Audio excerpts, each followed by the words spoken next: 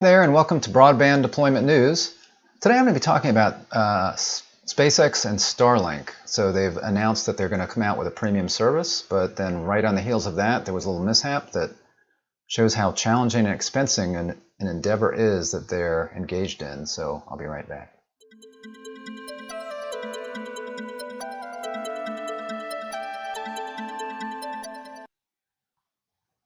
Thanks for joining me, Rick Uzzi here at Zcorum. So Starlink, you can't help but be impressed with Elon Musk and what he's done with, of course, Tesla and SpaceX.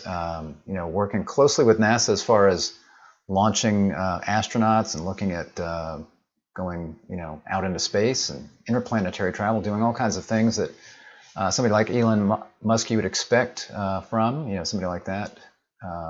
But he's also got SpaceX, which is also really Starlink, which is also really quite amazing. So he's launched now about 2,000 satellites in low Earth orbit that are providing broadband to consumers across the world now. And there's been some question as to how viable a business model that is, and how will that be able to do. There are some questions as far as federal funding. Should he be able to get money for that? In fact, he did win quite a bit of areas, census blocks in the United States during the RDOF auction, and there's still a question as to whether he'll be able to actually get that money. The FCC is looking at that closely, and as they look at that, there's challenges coming from various sides, as well as, again, there's challenges just in the business itself. So I was going to talk about that today, but first let's talk about the new service that they say they want to come out with. It's a premium service. So Starlink intros faster LEO satellite broadband tier for $500 per, scroll down, per month. So $500 per month, faster LEO, that's low Earth orbit satellite broadband tier. So again, he's got low Earth orbit satellites in there now, and they're providing certain speeds, but he wants to provide a kind of a premium service where people would pay more. So Starlink, the SpaceX LEO satellite broadband venture, is introducing high-priced premium tier that promises faster speeds and increased throughput. Starlink Premium, with deliveries expected to start in the second quarter. Starlink's website says customers on the premium service can expect download speeds between 150 and 500 megabits per second, compared to the 100 to 200 megabits per second range that Starlink touts for its current service. It also promises latency of 20 to 40 milliseconds. So certainly 150 to 200 is over the requirements for federal funding, and the 100 to 200 as well. I mean, if you can get over that 100 mark, but that's not been reached so far on the median. It is in some places, but as Starlink adds more subscribers to their satellites, then that speed's going down that they've seen. So however, the improved speeds come at a price. To get the premium tier, customers need to dole out $2,500, in one-time hardware fee for the equipment, and $500 per month for service. The service requires a refundable $500 deposit plus shipping and taxes. So that's really expensive. If somebody's in an unserved or underserved area, I don't know why they would do that if they were just an individual, obviously. And if they're a business, I guess they maybe could be a home business, but most businesses are in towns where you're going to have wired broadband, even fixed wireless broadband, that's going to be much, much less expensive than that. Certainly with all the broadband funding that's coming out now, there are some towns that are still underserved in some way, but in most cases, even the towns have gotten pretty good broadband because there's enough people in that area where it's not difficult to provide the service. It depends, obviously, topography, geography as well. But so anyway, that's really expensive. The premium tier price represents a steep increase from the basic Starlink service, which charges users around $500 for hardware and just under $100 per month for the service. And people are willing to pay just under $100 for a broadband if it's good broadband and they can't get anything else, right? So again, $100 per month is not really a good option for somebody who has a cable operator or a fiber operator in their area, a telephone company, where they're getting good wired service. So this would be, again, for people that are in unserved areas. So they're willing to pay that. People were even paying that for geostationary satellite service, where the speeds weren't nearly that fast. You might be getting 20 megabits per second, and the latencies were up like 600 milliseconds. That's still the case with geostationary because they're up like 30,000 miles compared to a couple of 200 to 500 miles where these LEO satellites are living. So Last summer, during an MWC keynote session, Musk discussed wanting to lower the cost of the user terminals for Starlink, saying that the company was losing money on them. It was working to develop next-gen dishes that would provide roughly the same level of capability, but be less expensive for the company, and I guess consumers. He also expressed wanting to lower the hardware cost for consumers on the standard tier to around $250 to $300. It appears Starlink might be targeting small business users with the new premium tier. As the website notes, it enables high-throughput connectivity for small offices, storefronts, and super users across the globe. Again, it would have to be an area where there's just not good wired broadband for somebody to be willing to pay that for satellite service. In a Wednesday tweet, Musk said Starlink's new high-performance antenna is twice the area of our standard phased array with broader scan angle. Starlink also said its premium tier is designed for better performance in extreme weather conditions and comes with 24/7 prioritized customer support. So they're going to up the level of support, which would be good for a business.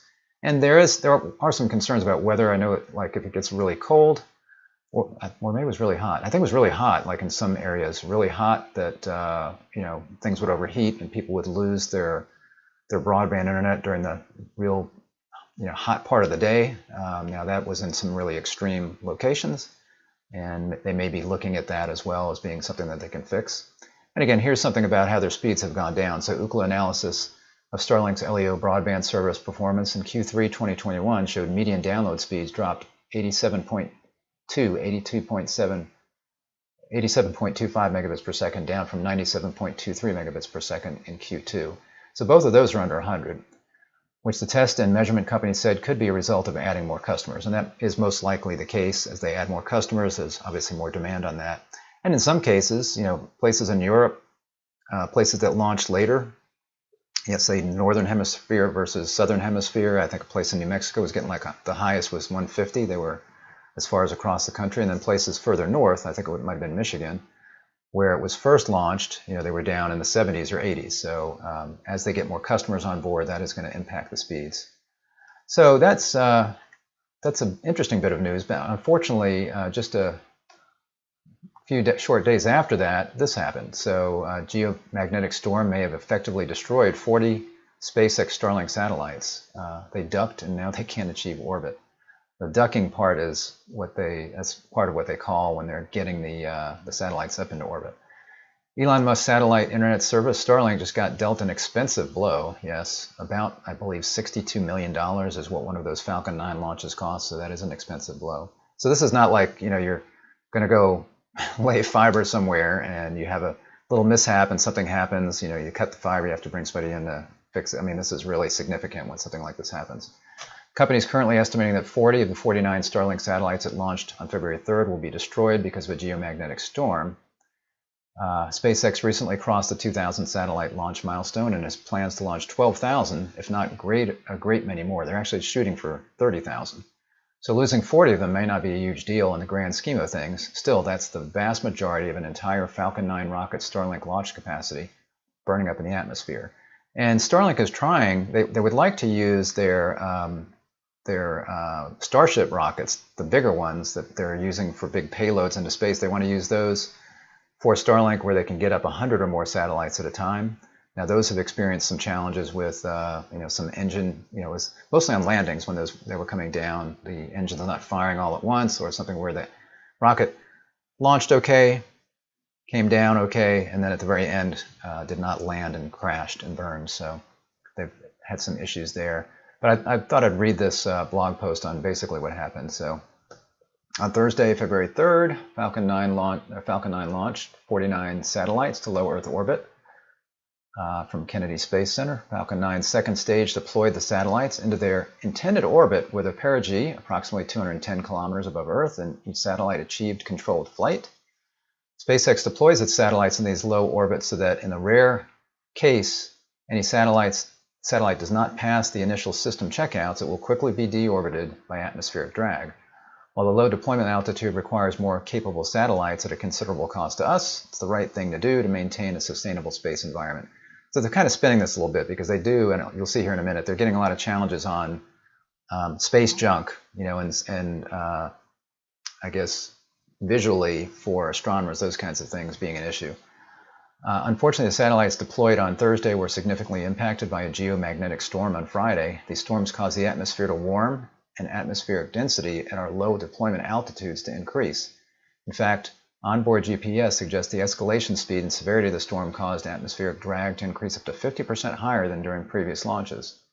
The Starlink team commanded the satellites to a safe mode, that's the dodging part, I think, where they would fly edge-on like a sheet of paper to minimize drag to effectively take cover from the storm, and continue to work closely with the Space Force's 18th Space Control Squadron. That sounds so cool. And LEO Labs to provide updates on the satellites based on ground radars. Preliminary analysis showed the increased drag at the low altitudes prevented the satellites from leaving safe mode to begin orbit-raising maneuvers, and up to 40 of the satellites will re-enter or have already re-entered the Earth's atmosphere.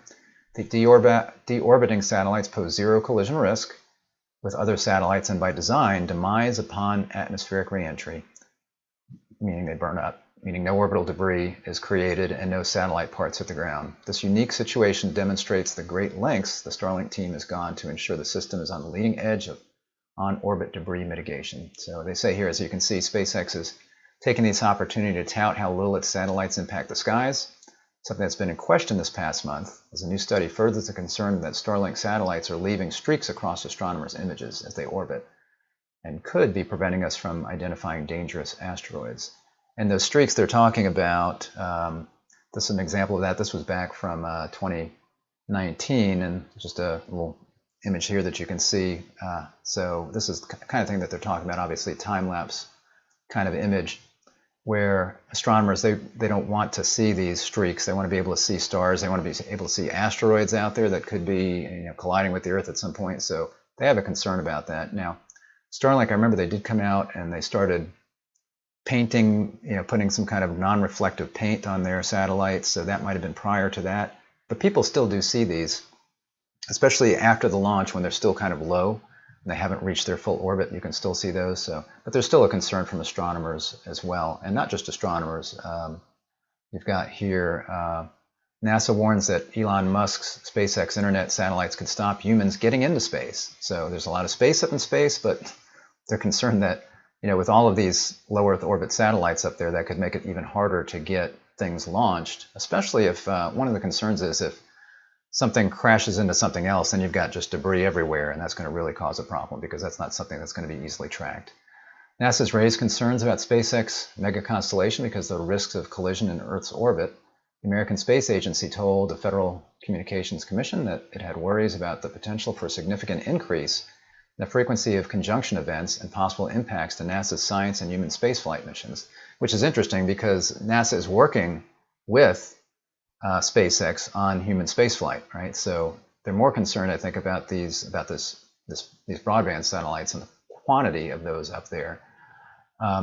And the other interesting thing here is they're telling this to the FCC. Now, the FCC is the agency that is in charge of determining who's going to get RDOF funds. So again, SpaceX has won quite a few of those auctions across various parts of the country, and none of those funds have been awarded to them yet. There's been no pre-award announcement or anything like that. So I think it's probably going to come out that SpaceX, unless it's a very hard to reach area, is not going to be able to get any of those RDOF funds. There's been a lot of objections and a lot of competitors and associations that have come out against SpaceX getting those RDOF funds. You've got the Fiber Broadband Association along with the NTCA that published a paper that they sent to the FCC. We've got NASA speaking about this here in Astronomers. So they've got a lot of people against them. So while they'll still be able to operate, I don't know if they're going to get any federal funds for that. SpaceX's expansion of Starlink would more than double the number of tracked objects in orbit and increase the number of objects below 600 kilometers over 5-fold. SpaceX currently has plans to deploy roughly 30,000 satellites in orbit. Amazon, which is competing with SpaceX's Starlink with its own Project Kuiper, I don't believe they've launched anything yet, also raised concerns about the program as tens of thousands of satellites could interfere with its own system. I believe their system is going to be far fewer satellites, maybe orbiting higher. But they're still raising a concern here. The effect of this orbital overlap would be a dramatic increase in risks and other burdens on the Kuiper system, and asked the FCC to impose reasonable conditions. SpaceX contended that Amazon was trying to hamstring Starlink and has had 30 meetings to oppose SpaceX, but no meetings to authorize its own system. So a little back and forth there on that. So, and they actually did capture, I'm going to show here, they actually did capture some video, if I can remember where I put that, of the satellites coming back into view. Here it is. So this is a time lapse in Puerto Rico of the satellites that basically deorbited once they had this geostorm. So you can see what it looks like. It's kind of pretty. And they say it's time lapse. I'm assuming that it is generally going to be traveling or looking slower than that. So the time lapse. Here's the this was interesting. So it's 40 or so. Again, we've got the rocket. I don't know if maybe the rocket will be able to come back. So it came back down. So maybe it's not 62 million lost. They got the rocket back down and landed, but it's certainly a loss of all the payload there based on most of those satellites going down into space. So it's a shame. It just shows you again. It's quite an endeavor that Elon Musk is doing, but it's also challenging. So there's certainly a need for broadband, unserved and underserved areas, but you know, this is a very niche product for me. So it'll be interesting to see if his premium product is able to get traction anywhere. I'm not sure where that would get traction again, unless it was an already unserved area where there's no prospects for good broadband, and that's your only choice because it's quite expensive. But it is remarkable what he's done. I think it is a good solution for certain areas, and you know, probably not something that would deserve federal money unless that's an area that's going to remain unserved for a long period of time due to how hard it is to reach. Just the fact that it would be really expensive to get there any other way. And those satellites are already in orbit, so there's not an additional expense other than adding, you know, as you add customers onto the service, you're increasing the bandwidth on that. It does cause an impact there, but that would be negligible if he's just focusing on those niche areas. So. Thanks for joining me. Hopefully this was interesting. If so, give me a thumbs up and click subscribe and click the little bell to be notified whenever I'm live for broadband deployment news or Tech Tuesday. Thanks for joining me, and I'll see you next time. Bye-bye.